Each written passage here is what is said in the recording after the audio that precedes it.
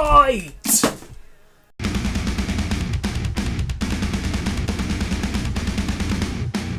Disrespect your surroundings!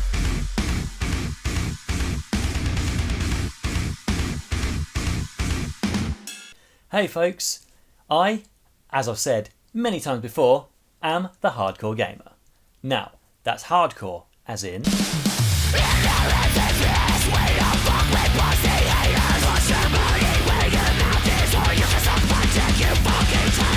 Now, growing up, I was a huge Spider-Man fan. In fact, you could probably argue, I still am. As cool as it was watching movies, cartoons and playing with action figures, you could never truly recreate what it would be like to be the Web Wonder himself. Until video games. There have been tons of Spider-Man video games in the past. Some great, some not so great. But which ones are the best? Well, shut up because I'm about to tell you. I'm here to give you my all-time top 5 favourite Spider-Man games. Are you ready? Let's go! I should probably stay sat down for this. Maximum Carnage. Based on the graphic novel of the same name, you play as either Spider-Man or Venom, and you walk around and punch stuff. That's really about it. Just walk around and punch stuff. But it's fun in that way only an old school beat 'em up can be. This game follows the story of the graphic novels pretty closely, with actual panels from the book motion comicked into cutscenes, and it's pretty badass. While it can get repetitive, it's still a damn fun game. The sprites are big and chunky, and you'll have colossal nostalgia-gasms playing this thing.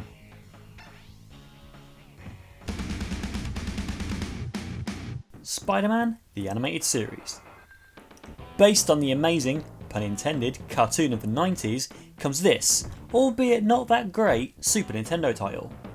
Here, you take control of Spidey, well, duh, who, might I say, has been hitting the gym pretty hard. Looking pretty swole there, Petey my boy. This game is hard. Not only the difficulty level, which is kind of grueling, but the controls feel so stiff and awkward that it makes even the simplest of tasks tougher than it needs to be. So why aren't you a very good game? Oh, that could be why. But still, I love this game. Why? Mostly nostalgia. This game came out around the time I was super into the show and had just gotten into comics, so it was instrumental in my Spidey development. And now, due to its rarity, I have to do this to play it. Spider-Man. Affectionately known as Spider-Man 2000 because, well, developed by Neversoft, makers of the Tony Hawk series, which they've mentioned once or twice. This was the first 3D incarnation of the webhead to hit home consoles, and it was a big deal. The plot centres around Spidey being framed for a crime he did not commit, drawing the attention of a huge chunk of his rogues gallery as he attempts to clear his name, and find the bastard responsible. Varied missions, tight controls, great voice acting, and for the time great graphics really make this game worth playing, and you really feel like Spidey. That is, until Spider-Man 2. Whoa, I know a lot of people would assume this would be at the number 1 spot, but bear with me on this one. This game is awesome. For the first time in gaming, Spidey was done right. He could jump high, run fast, climb walls, and, the best part, the web swimming. Oh my fucking god, the web swinging. Web lines actually stick to buildings, so you can legitimately swing down the streets of New York, just like your favourite webhead. Swing, swing, swing, swing, swing, swing. The game follows the story of the movie pretty closely, but intersperses movie moments with other villains and comic characters, including Shocker and Black Cat. This is the game all future Spidey outings were based on.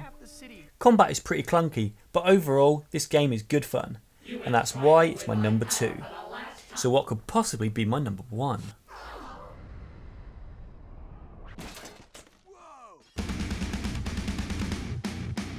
Ultimate Spider-Man. Based directly on the comic series of the same name, and also originally in canon with the comic narrative, until it was retconned out.